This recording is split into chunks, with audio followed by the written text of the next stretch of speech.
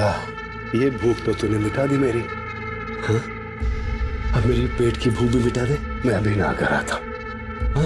अपनी उम्र के हिसाब से आपको भूख कुछ ज्यादा नहीं लगती साहब जी? ये मेरी तो काम वाली नहीं है, मेरी डॉक्टर भी है। तो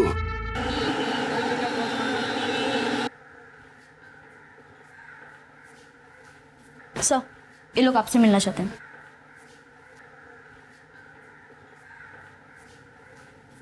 जी कहिए। सर हमारे साथ रेप हुआ है। व्हाट?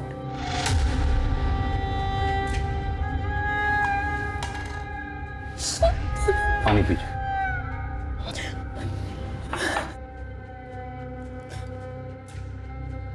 अब आराम से हिम्मत रखिए, बताइए क्या क्या हुआ। सर, सुनील अग्रवाल के घर पे हम नौकरानी का काम करते हैं। रोज की तरह आज भी साफ सफाई कर रहे थे और फिर। ओए मानसी, तू तो भूख प्यास नहीं लगती? सुबह 8 बजे से काम करिए तू, अब देख 12 बज गए। एक काम कर, ये नींबू पानी पी ले। नहीं साहब, ये आपके लिए है। अगर तू हेल्दी रहेगी तभी तो हमारा घर चमकता रहेगा ना। ले ले ले।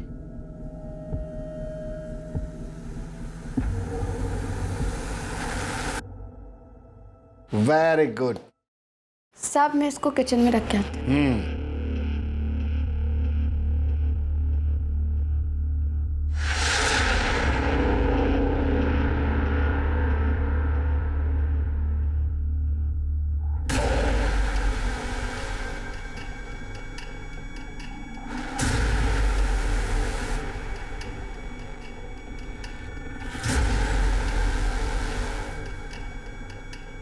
और फिर जब हमें होश आया तब हमारे शरीर पर कपड़ा नहीं था। अच्छा, क्या आप इन्हें तुरंत पुलिस स्टेशन ले आए? इनका मेडिकल एग्जामिनेशन भी हो जाएगा। शर्मा मैडम, इन्हें हॉस्पिटल ले जाके इनका मेडिकल एग्जामिनेशन करवाइए। जी सर। पांडे सर, इनकी FIR लिख लो। और ये सुनील अग्रवाल, इसे जरा थाने बुलाओ।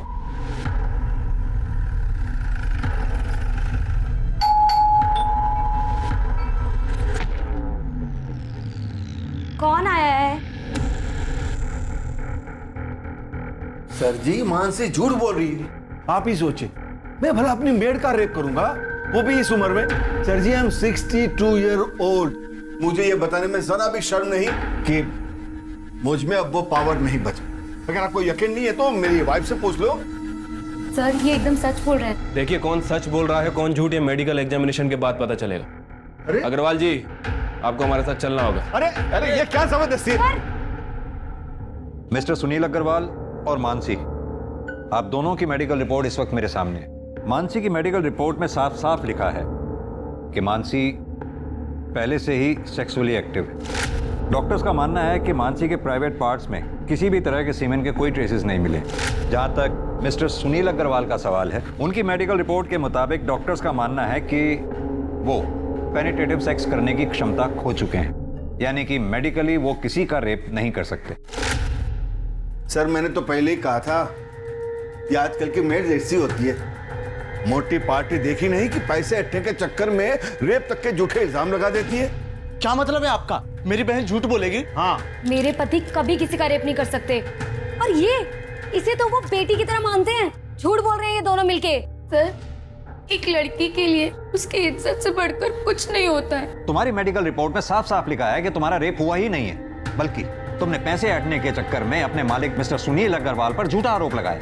सर, ये गलत है। ये झूठ बोल रहा है आदमी। क्या झूठ है क्या सच है अभी पता चल जाएगा। यादव सर, जरा लेकर आओ उसे। Okay sir.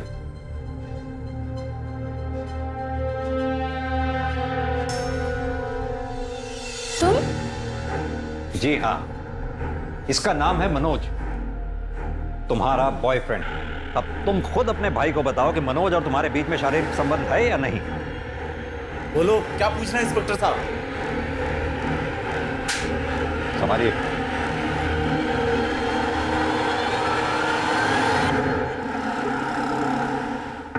मानसी, दरवाजा खोलो। मानसी,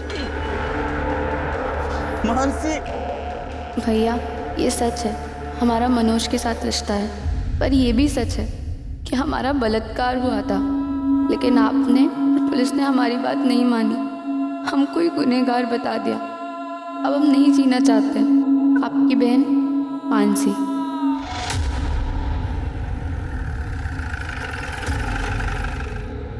मानसी ने सुसाइड किया, इसमें मेरा क्या दोष है? दोष है क्योंकि मानसी ने अपने सुसाइड नोट में साफ साफ लिखा है कि उसका बलात्कार हुआ था। साफ साफ बताइए कि माजरा है क्या? माजरा कुछ भी तो नहीं सर। माजरा क्या हो सकता है मतलब? सर ले आओ। सर ये बेड के नीचे 2 बॉक्स मिला है और देखिए इन बॉक्सेस में क्या मिला है। तो माजरा ये है, इससे आपने मानसी का रेप किया था। जवाब दीजिए। सर मेरे पति ऐसा किसी के साथ कर नहीं सकते सर। आप प्लीज चुप रहिए। इतना सब कुछ मिलने के बावजूद भी आप अपने पति की तरफदारी कर रही हैं। मेरे पति ऐसा कभी किसी के साथ कर ही नहीं सकते। आप शांत रहिए। हाँ, सारा कसूर मेरा ही है, मैं ही दोषी हूँ। मानसी ने मेरे कारण सुसाइड किया।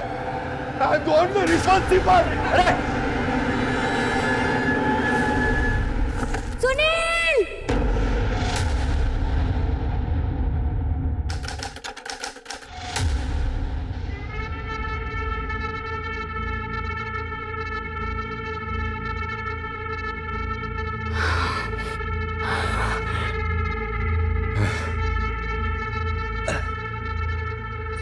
मेघा, ये भूख तो तूने मिटा दी मेरी। हाँ? अब मेरी पेट की भूख भी मिटा दे। मैं अभी ना कर रहा था। हाँ? अपनी उम्र के हिसाब से आपको भूख कुछ ज्यादा नहीं लगती साहब जी? ये मेरी तो काम वाली नहीं है, मेरी डॉक्टर भी है। तो इसी तरह मेरी भूख बढ़ाते रहे, मैं तेरी पगार बढ़ाता रहूंगा। हाँ? मैं अभी आया। हाँ? जल्दी आओ।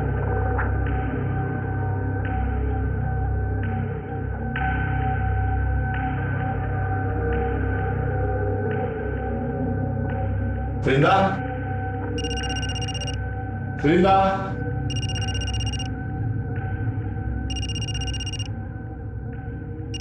वृंदा, अरे कहाँ चली गई? साहब मैसेज चेक करो।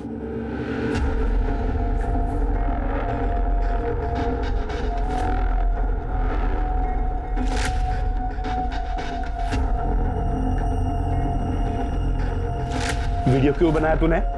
और ये मुझे क्यों भेज रही है? तो 5 लाख, और अगर नहीं दिया ना तो तुम्हारी बिल्डिंग में वॉचमैन, धोबी, माली, हर एक फ्लैट वाले को ये वीडियो भेज दूंगी, समझा? अच्छा, तो तू 24 घंटे हैं तेरे पास, रखती हूँ।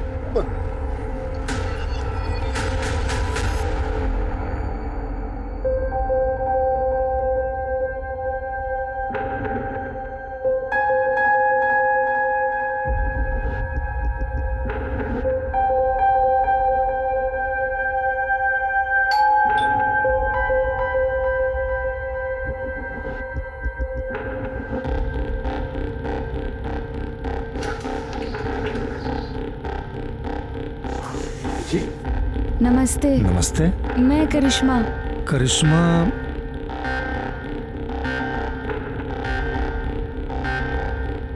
ओ हाँ हाँ करिश्मा, आ जाओ आ जाओ, आओ अंदर आओ बेटा। अरे खुशी, वो डोमेस्टिक हेल्प आ गई है करिश्मा, आओ बैठो बैठो।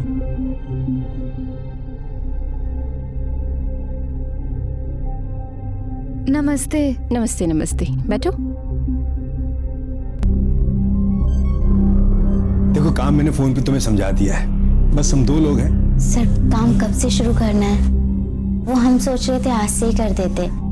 वो क्या है ना, हमारी माँ हमारे रहते दूसरों के घर में काम करती, हमको अच्छा नहीं लगता। और वैसे भी हमारे भाई की भी तबीयत ठीक नहीं रहती, उसके पास कोई नहीं होता तो वो परेशान हो जाता है। मुझसे क्या पूछ रहे हो? भले घर की लगती है, रख लो। ठीक है बेटा, तुम आज से काम शुरू कर दो। थैंक यू साहब। अरे ऐसे आओ, मैं तुम्हें किचन दिखा दूं, आ जाओ।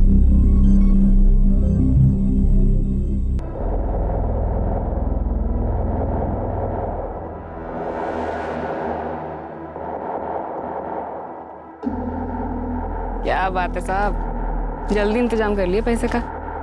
लो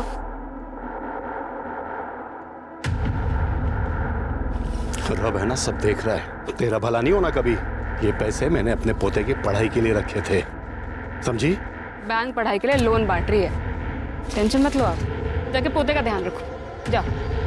अरे जाओ।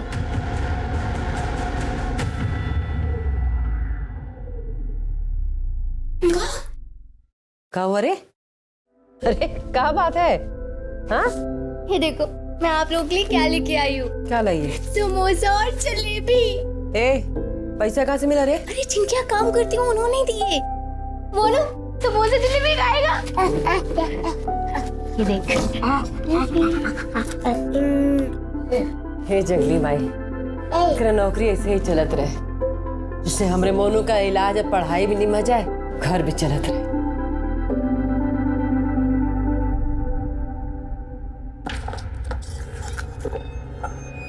बस इतने? बाकी के पैसे कहाँ? इतने ही मिले। मामा से होशियारी है, बाकी के पैसे देना। इतने ही मिले मामा। मुझे पता है पैसे कहाँ।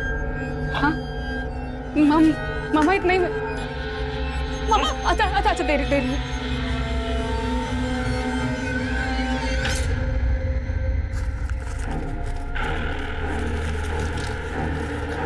मामा इसके मुझे भी दे दे। अरे हट, ताकि तू भाग जाए। हैं? अरे तेरे माँ बाप ने जब तेरे को घर से बाहर निकाला ना, तो इस मामा ने आसरा दिया तेरे को। चल दबा जा।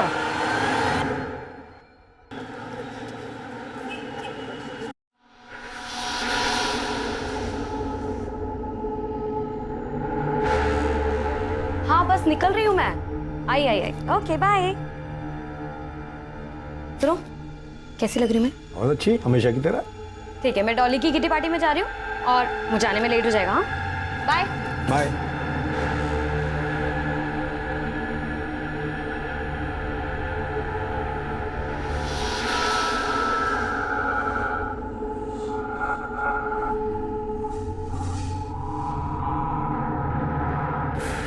अरे करिश्मा बेटा, ये जूस पी लो। नहीं साहब। कितना काम करती हो तुम, इसके पीने से तुम्हें ताकत मिलेगी। लो बेटा लो। अरे लो, पियो। शाबाश।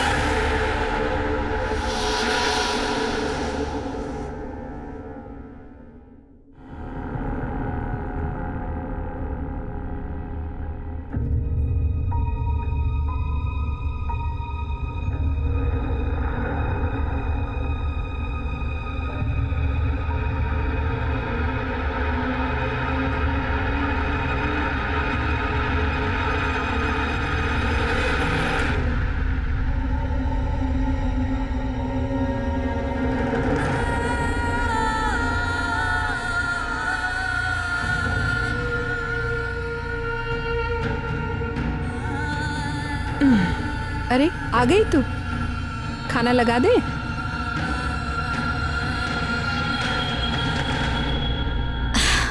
करिश्मा,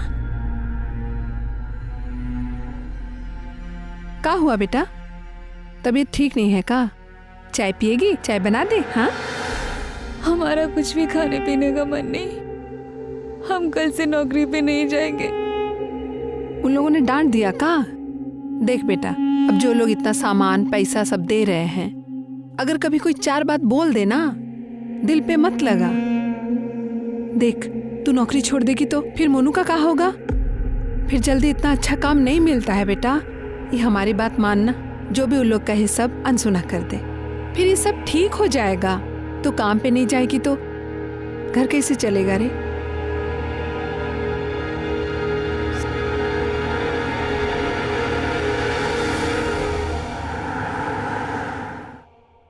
बाद में बात करती हूँ।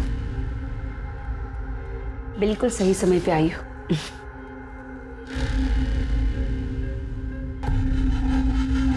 ये है तुम्हारा नया शिकार।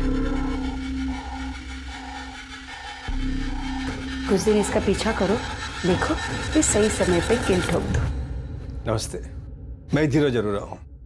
क्या लेंगे आप मालिक? चाय पानी? अरे नहीं, कुछ हाँ? तकलीफ मत कीजिए आप। ये आपका बेटा है? हाँ। बेटा जरा यहाँ आना। क्या मुस्तिकर साहब? ये लो बेटा, ये तुम्हारे लिए। हाँ, जा जा बाहर खेलो, जाओ। अब ये लीजिए बहन जी, ये आप लोगों के लिए कुछ गर्मा गर्म जलेबी और नमकीन है। और हाँ, ये आपके लिए साड़ी। हमारे लिए साड़ी? हाँ लीजिए। करिश्मा नजर नहीं आ रही। हाँ, करिश्मा घर पे ही है, हम अभी बुलाते हैं। करिश्मा। हाँ माँ। बेटा भाग क्या ना, देखते रहे मालिक आए हैं। कैसी हो करिश्मा? बेटा कल काम पे नहीं आई तुम? मालिक इसका ना तबीयत थोड़ा ठीक नहीं था, लेकिन कल से आएगी। हाँ कल से आएगी काम पे। वो तो ठीक है। करिश्मा के लिए मेरे पास एक बहुत अच्छा सा ऑफर है। क्या है बहन जी, वो बहुत अच्छा काम कर रही है, तो मैं सोच रहा हूँ कि इसे अपने बहू बेटे के पास दुबई भेज दूं। दुबई?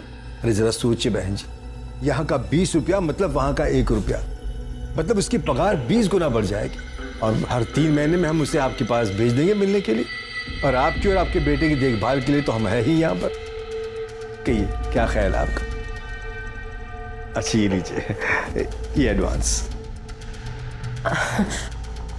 मालिक आप तो देवता आदमी है। ऐसा कुछ नहीं। करिश्मा ये तो किस्मत है, इतने अच्छे आदमी के काम करने को मिला।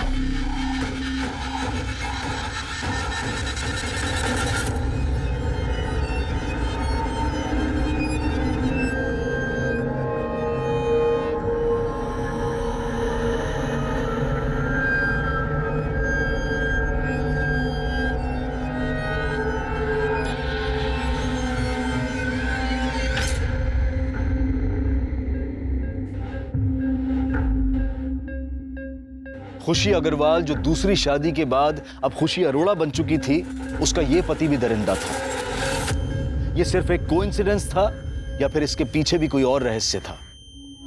धीरज 3 हफ्तों तक लगातार गाजियाबाद में करिश्मा का शारीरिक शोषण करता रहा और करिश्मा की मां वैशाली ये समझती रही कि करिश्मा दुबई में अपने परिवार को पालने के लिए नौकरी कर रही है। ऐसे में करिश्मा के शोषण का सिलसिला कब खत्म हुआ? खुशी और वैशाली को करिश्मा के साथ हो रहे अत्याचार का पता चला भी या फिर नहीं?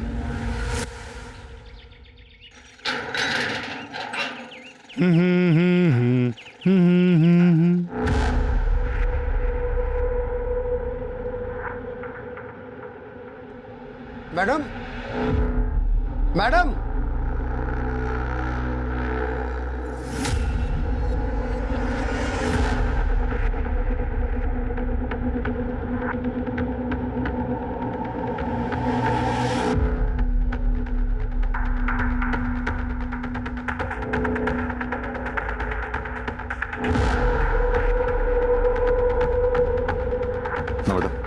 चेक करो, देखो आप।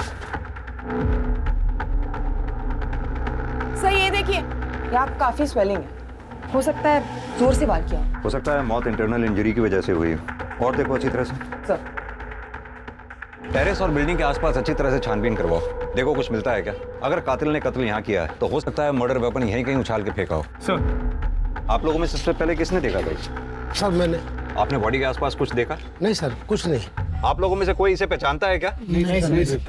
नमस्ते सर, मैं सोसाइटी का सेक्रेटरी हूँ। मैंने इन सबसे बात कर लिया, मगर हम में से किसी ने इस लड़की को इस सोसाइटी में कभी नहीं देखा।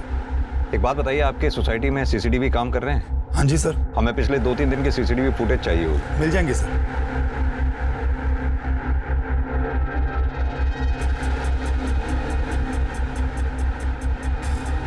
सर ये देखिए, सर पाँव के पास ये हेयर स्टाइल मिला है और ये हेयर कलर विक्टिम के हेयर कलर से काफी अलग है। सर मैंने पूरी बॉडी चेक की, लेकिन कहीं कोई निशान नहीं है और बॉडी के आसपास खून के धब्बे भी नहीं है।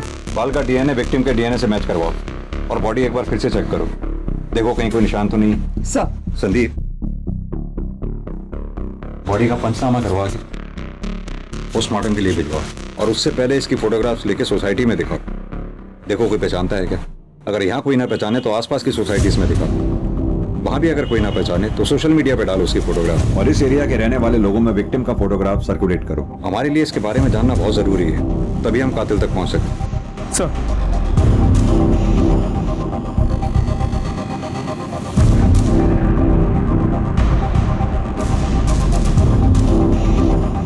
आप दोनों इसे पहचानते हो? नहीं।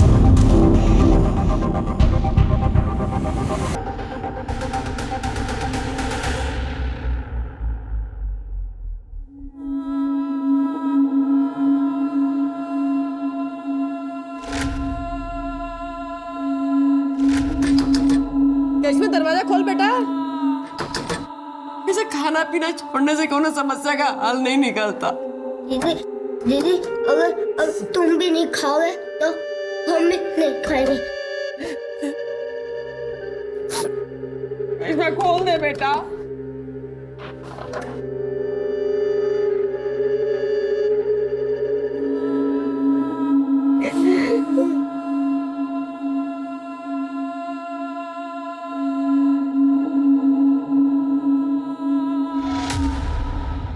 सर उस अनआइडेंटिफाइड बॉडी की पोस्टमार्टम रिपोर्ट। विक्टिम की मौत 13 तारीख को दोपहर 2:30 बजे से 4:30 बजे के बीच में हुई है, लेकिन इसकी इंफॉर्मेशन तो हमें अगले दिन 14 तारीख को सुबह 8 बजे मिली। कुछ समझ में नहीं आ रहा। भरी दोपहर में टेरेस पे मर्डर। सर ये बिलीवेबल नहीं लग रहा। मैंने सीसीटीवी फुटेज भी चेक किया लेकिन कुछ सस्पिशियस नहीं मिला। विक्टिम की मौत सिर पर कोई भारी चीज लगने की वजह से हुई है। संदीप, इतना तो तय, ये एक्सीडेंट का मामला नहीं है। सर मैंने टेरेस, कैंपस, आसपास के बिल्डिंग्स में भी चेक किया लेकिन कुछ ऐसा नहीं मिला जिससे हम मर्डर वेपन कह सकें। विक्टिम प्रेग्नेंट थी, तकरीबन 5 महीने। सर बॉडी देखकर तो ऐसे नहीं लग रहा था। सर विक्टिम की बॉडी पे जो हेयर स्टैंड मिला था उसका डीएनए विक्टिम से मैच नहीं करता है सर। ये देखिए। यादव जी, एक काम कीजिए, सोसाइटी में उस दिन 2 बजे से लेकर 5 बजे के बीच में जिन जिन लोगों की भी मूवमेंट हुई है, सीसीटीवी कैमरा में उन सबको आइडेंटिफाई करो। पता लगाओ क्या उनमें से कोई भी विक्टिम के साथ कनेक्टेड था। Okay sir. सर उस बिल्डिंग में जितने भी लोग एक्सक्यूज मी सर, मैं कम। जी आइए।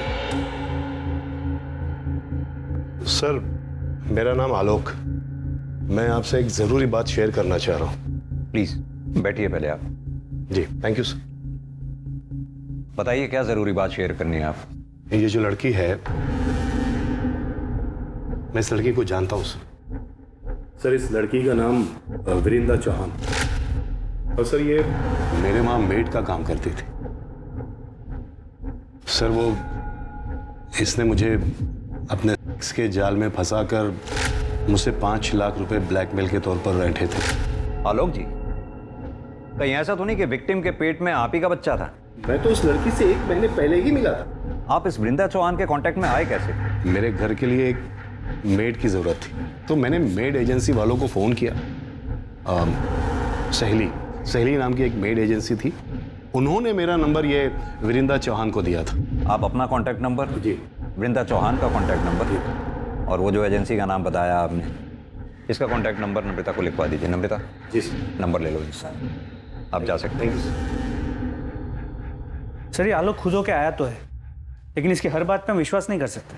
कहते तुम सही रहे हो संदीप। ये वृंदा चौहान के कॉल रिकॉर्ड्स और उसके लोकेशन रिकॉर्ड्स निकलवाओ, और जिस एजेंसी के बारे में ये आलोक बता रहे थे, सहेली, वहां जाकर वृंदा चौहान के बारे में पता करो। सर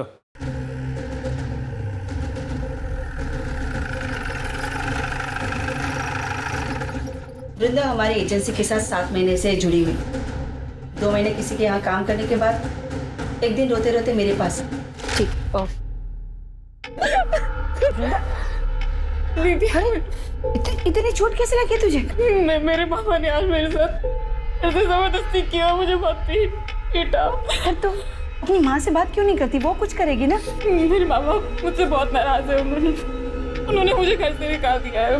मैं उनके पास नहीं जा सकती दीदी, नहीं जा सकती दीदी। वो एक अलग कहानी है। हम दोनों पुलिस के पास चलते हैं, पुलिस से बता दे। नहीं नहीं दीदी, पुलिस की बात करें तो मामा मुझे घर से निकाल देगा। मेरे पास रहने का कोई ठिकाना नहीं है। रोना बंद कर और ये बता कि तू मुझसे क्या चाहती? मामा ने बोला था कि उसको पैसे ला के दूंगी ना तो वो मुझे छुएगा नहीं। दीदी कोई ऐसा जुगाड़ बता दो जिससे कम समय में ज्यादा पैसे कमा सको, क्योंकि अगर ऐसा ही चलता रहा तो या तो मेरा मामा मुझे मार देगा या मैं अपनी जान ले लूंगी। फिर मैंने उसे ऐसे लोगों के यहाँ काम करने का आइडिया दिया। वो क्या है ना साहब कि 2 पैसे एक्स्ट्रा भी मिल जाते हैं। मुझे उन सारे लोगों के नंबर चाहिए जिनके घर पे वृंदा ने काम किया था। हो सकता है उन्हीं में से कोई वृंदा के होने वाले बच्चे का बाप हो और उन्हीं में से किसी ने उसे मारा हो। क्या वृंदा प्रेग्नेंट थी? जी, पोस्टमार्टम रिपोर्ट के हिसाब से वृंदा के पेट में 5 महीने का बच्चा था। सर तो ये जरूर उसके मामा का काम है। जनाब, जितना मारना मार लो जनाब, मैं सच कहता हूँ, मैंने विंद्रा के साथ जबरदस्ती जरूर की जनाब, लेकिन मैंने उसका खून नहीं किया। जबरदस्ती किसे? तू जबरदस्ती कर रहा है? इसे जबरदस्ती नहीं, रेप कहते हैं। बता, 13 तारीख को दिन में 2:30 बजे से लेकर 5:30 बजे तक कहाँ था? जनाब, उस दिन मैं ट्रक में सामान लेके हरिद्वार गया था। आप चाहो तो सिंह कंपनी में फोन करके पूछ लो। हमें सिखाएगा तू? वो जो विंद्रा जिन बुड्ढों को चूना लगाती थी, उनमें से किसी ने मारा होगा जनाब।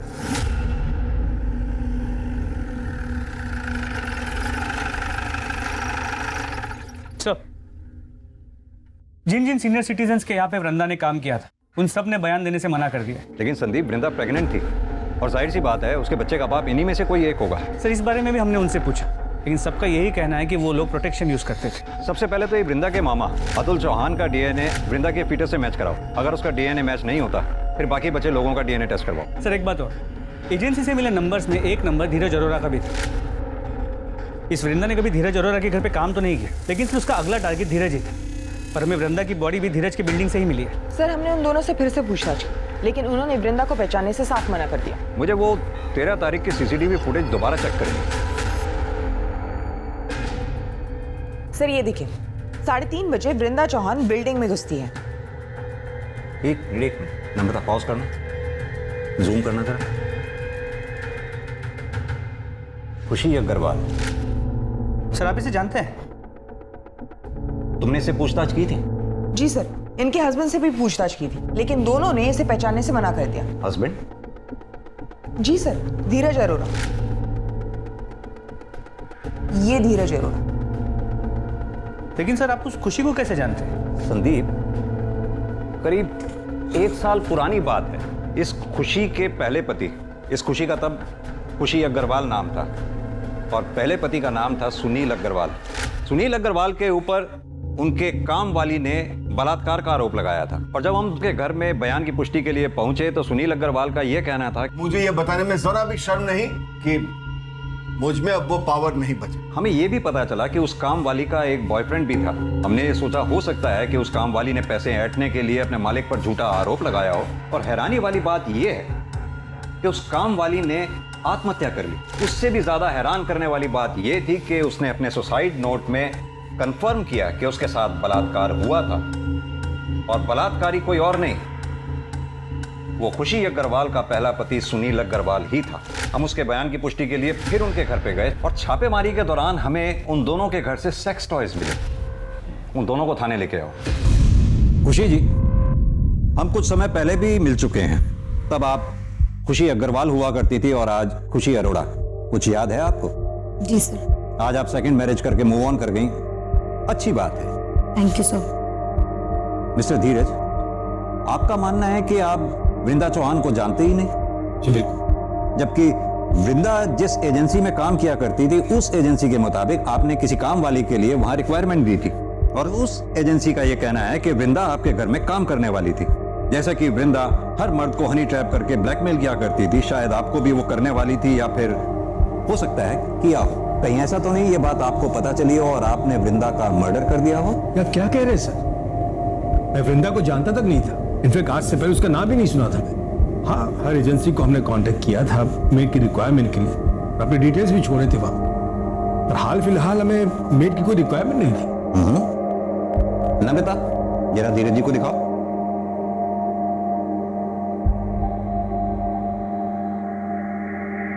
मिस्टर धीरज, कल आप अपने ऑफिस से 4 बजे घर लौट कर आए और फिर आधे घंटे बाद अपने घर से चले गए, जबकि हमने पता किया है कि आप अपने ऑफिस से रोजाना 7 बजे के बाद निकलते हैं। सर, वो मैं अपने कुछ फाइल्स भूल गया था, इंपॉर्टेंट थे, इसलिए पर्सनली लेने आ गया था घर। और खुशी जी, आप कल अपने घर से 3:45 पे निकली और ठीक 10 मिनट बाद 3:55 पर घर लौट कर आ गई। सर ऐसी कोई बात नहीं है, मैं बस पैसे विड्रॉ करने गई थी वहां से। और आप स्टेटमेंट चेक कर लीजिए बैंक का, सीसीटीवी फुटेज होगा, आप वो चेक कर लीजिए। खुशी जी, ये एक अजीब सा इत्तेफाक नहीं है? 1 साल पहले भी जब हम मिले थे तब भी जुर्म आपके इर्द गिर्द ही हुआ करते थे और आज भी ठीक वही सिचुएशन है। सर इसे मेरी बुरी किस्मत समझ लीजिए या फिर कोइंसिडेंस। ठीक है, फिलहाल आप दोनों जा सकते हैं। Thank you.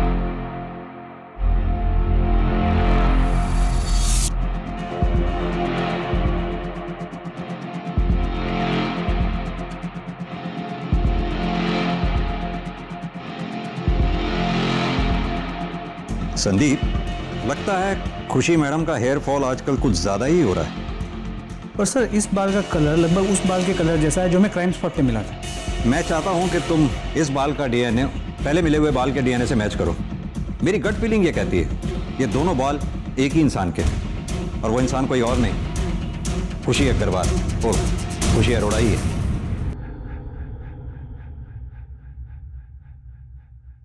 सर वृंदा के मामा अतुल चौहान का डीएनए वृंदा के पेट की फीटस के डीएनए के साथ मैच करता है। रिपोर्ट। यानी वृंदा के मामा के पास वृंदा को मारने का मोटिव था, लेकिन बिल्डिंग के उस सीसीटीवी फुटेज में ये मामा कहीं दिखाई नहीं दिया। वृंदा की बॉडी के पास जो हेयर स्टैंड मिला था उसके डीएनए रिपोर्ट का क्या हुआ? वो नम्रता लेके आ रही है। सर वृंदा की बॉडी के पास जो हेयर स्टैंड मिला उसका डीएनए खुशी के डीएनए से 100% मैच करता है। ये देखिए। ये खुशी शक्ल से जितनी भोली दिखती है उतनी भोली है नहीं। एक काम करो, ये खुशी के घर का सर्च वारंट निकालो। सर मैं वही चेक कर रहा हूँ, थोड़ी देर में फोन करता हूँ ना आपको। ओके खुशी। मैं देखती हूँ। पूरे घर की अच्छे से तलाशी लो। सर क्या हो रहा है सर? आप हमें अपना काम करने दीजिए।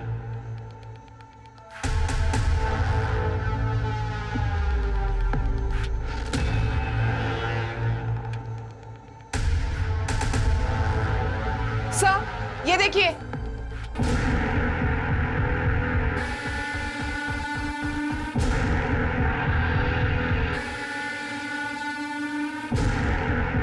ये इस पिक में लड़की कौन है? यही रहती है? सर हमने इसे अडॉप्ट किया है, पहले यही रहती थी, अब मेरे बेटे के साथ दुबई में रह रही है। नाम क्या है इस लड़की का? करिश्मा। सर एक मिनट यहाँ आइए, देखिए क्या मिला है। सर मर्डर वेपन तो नहीं मिला, लेकिन ये सब कुछ मिला है। और सर ये देखिए सर, ये सारा सामान बिल्कुल वैसा ही है जैसे आपने कहा था आपको खुशी के पिछले घर से मिला था। लेकिन वो सामान तो पुलिस ने जब्त कर लिया था। ये सामान आपने नया खरीदा है क्या? मुझे कुछ समझ नहीं आ रहा। मिस्टर धीरज, क्या आपकी भी करने की क्षमता चली गई है? नहीं, क्यों? वो क्या है कि 1 साल पहले हमसे बहुत बड़ी एक गलती हो गई थी। मानसी गोस्वामी ने इनके पहले पति सुनील अग्रवाल पर एक आरोप लगाया था, बलात्कार। इनके पति ने गिल्ट में आके आत्महत्या कर ली, केस क्लोज हो गया। लेकिन उस केस का एक मुजरिम आज भी खुलेआम घूम रहा है। देखिए, आप दोनों के खिलाफ हमारे पास इतने सबूत तो हैं ही कि हम कोर्ट में आसानी से ये साबित कर पाएंगे कि वृंदा का मर्डर आप दोनों ने ही मिलकर किया है। सर हमने ऐसा कुछ भी नहीं किया, हमने उसे नहीं मारा सर। ये आपके बाल वृंदा की बॉडी पर कैसे मिले और उन बालों का डीएनए आपके डीएनए से कैसे मैच करता है?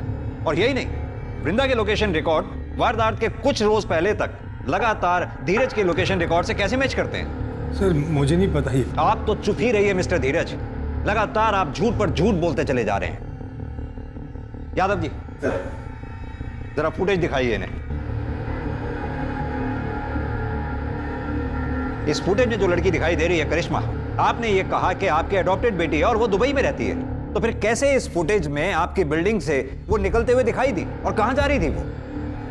हमारा टाइम वेस्ट मत कीजिए, ये बताइए कि आप दोनों ने मिलकर वृंदा को मारा या आप दोनों ने करिश्मा के साथ मिलकर वृंदा को मारा? और एक सवाल, करिश्मा के साथ एक चौथी औरत जो आपकी बिल्डिंग से सीसीटीवी फुटेज में निकलती हुई दिखाई दी है, वो चौथी औरत कौन थी और उसका इस मर्डर में क्या रोल था? अरे सुनाई नहीं दे रहा क्या? अभी भी वक्त है, सब सच सच बता दो। नहीं बताना तो वो भी बता दो। कोर्ट में तो हम साबित कर ही देंगे कि वृंदा का मर्डर आप दोनों ने किया है। कब तक चुपचाप सुनती रहोगी? सच बता दो ना।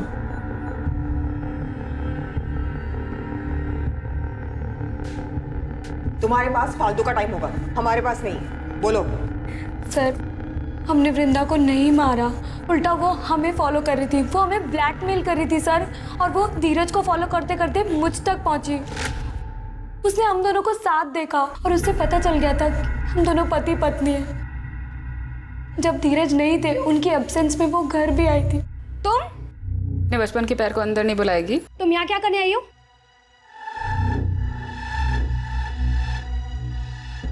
तुझसे इतना प्यार किया था, 9 साल पहले मुझे गांव में अकेला छोड़ा ही था। सारे गांव वालों ने मेरा सर मुंडवा दिया, माँ बाप ने घर से निकाल दिया, अम्मा ने मेरा रेप किया। ये अच्छा है, मेरी जिंदगी खराब करके अय्याशियाँ कर रही है तू। क्या चाहती है? 1 लाख रुपए। किस बात के 1 लाख रुपए? तेरे पति को बताऊँ तेरे बारे में? खोलूँ तेरी बोल? हवा टाइट हो गई तेरी। कहाँ से लाऊं मैं 1 लाख रुपए? घर पे रखे होते हैं 1 लाख रुपए। बाजू में ATM है और तेरे पास 2-3 अकाउंट तो होंगे ना। तो एक काम कर, सारे अकाउंट से थोड़े थोड़े पैसे निकाल के 1 लाख रुपए दे दो। मौसी हूँ तुम्हारे मुंह पर ला करके 1 लाख रुपए।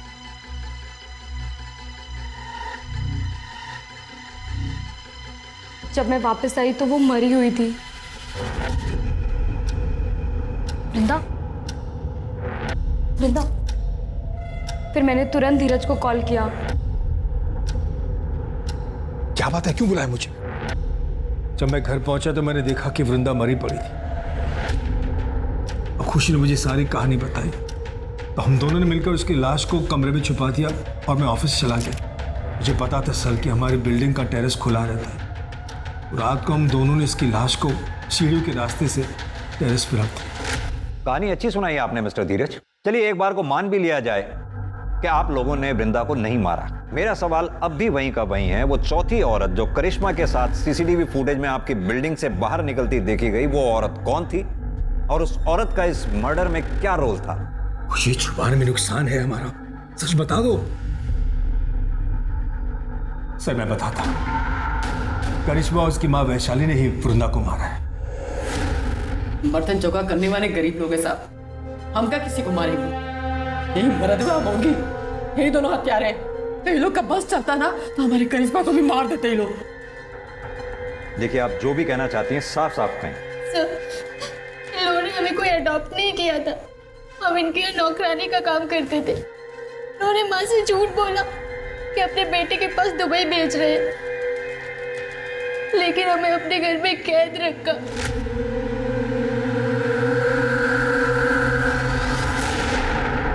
और पूरे 21 दिन हमारे साथ जबरदस्ती की। अगर ऐसा था तो आप लोग तुरंत हमारे पास क्यों नहीं आए? इन दोनों को जेल में डाल देते। पुलिस के पास आती तो बात फैलने का डर था। यानी कि खुशी जी, आपने करिश्मा का तो शारीरिक शोषण किया ही, साथ में मानसी का भी शारीरिक शोषण किया।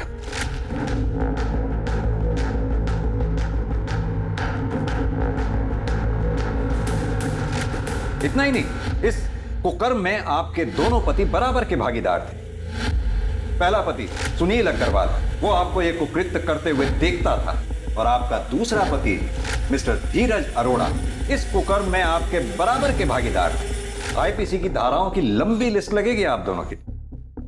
ये बताइए कि वृंदा को क्यों मारा आप लोगों ने? हमने उसे नहीं मारा सर, यही दोनों ने मारा है। हम कैसे करेंगे उन लोगों का मर्डर? हम जब वहां पहुंचे, करिश्मा, करिश्मा, करिश्मा, जब हमको चुपके से फोन करके इन लोगों को सारा सच्चाई बताई, हम करिश्मा को लेने के लिए इन लोग के फ्लैट पे पहुंचे। करिश्मा, तो औरत पहले से मर चुकी थी। झूठ बोल रही है ये दोनों। मैं मानती हूँ सर कि मैंने बचपन में उसे सताया होगा, लेकिन अब ऐसा नहीं था। मैं प्रायश्चित करना चाहती थी और इसीलिए ना मैं उसे पैसे देने चाहती थी सर, लेकिन इन दोनों माँ बेटियों ने मिलकर उसे पहले से ही मार दिया था। साहब प्रायश्चित करके ना नौटंकी कर रहे हैं, नौटंकी। सर ये झूठ। ये केस उलझता ही जा रहा था। इस रेप और मोलेस्टेशन केस में ये तीसरी मौत थी। संदीप, हो ना हो कत्ल इन चारों में से ही किसी एक ने किया है। हो सकता है खुशी ने वृंदा को मारा हो और फिर धीरज को फोन करके बुलाया हो वृंदा की लाश को ठिकाने लगाने के लिए। या फिर यह भी हो सकता है वृंदा के डर से खुशी ने धीरज को फोन करके बुलाया हो और उन दोनों ने मिलकर वृंदा को मार दिया हो। या फिर यह भी हो सकता है कि वैशाली घर में घुसी हो, करिश्मा के साथ भागने लगी हो और इसी दौरान वृंदा बीच में आ गई हो और वृंदा वैशाली के हाथों मारी गई हो। कुछ समझ नहीं आ रहा है संदीप।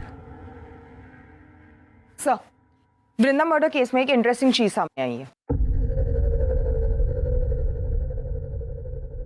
सर, मैंने वारदात के एक दिन आगे पीछे की बिल्डिंग की सीसीटीवी फुटेज निकाली तो उसमें ये धीरज काला पॉलिथीन लेके जाते हुए दिखाई दे रहा है।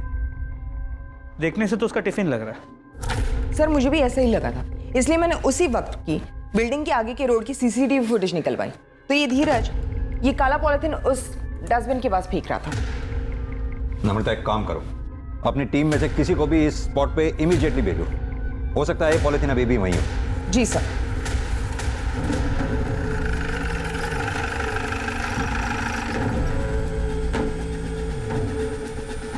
महेश। Yes sir.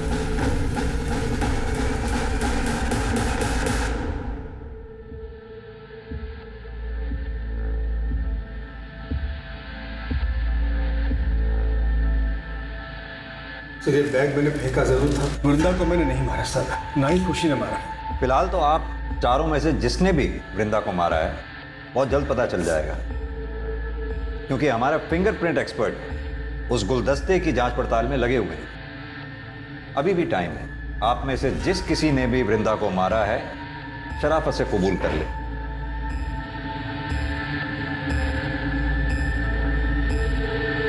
सर, खून हमने किया है। उस दिन फोन रखने के बाद अम्मा का इंतजार कर रहे थे।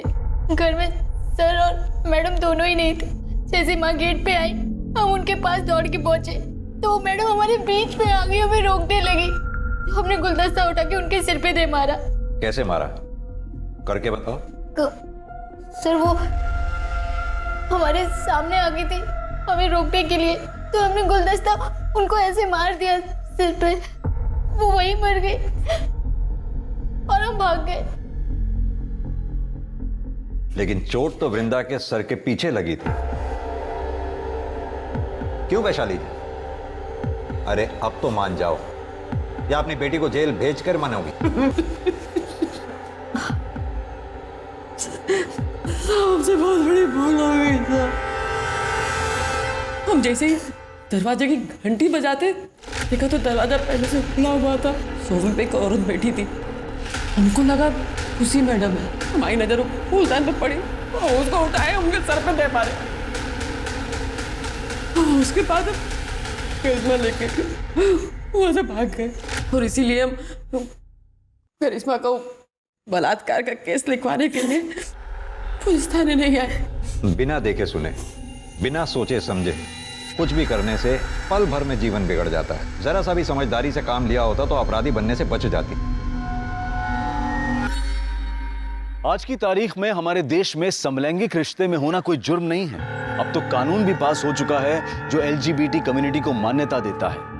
लेकिन अगर कोई भी रिश्ता हवस की आड़ में जोर जबरदस्ती से बनाया जाए तो वो जुर्म है। खुशी की दरिंदगी का शिकार ना सिर्फ मानसी, वृंदा और करिश्मा हुई, बल्कि खुशी की हिरासत के बाद और भी कई लड़कियां सामने आईं।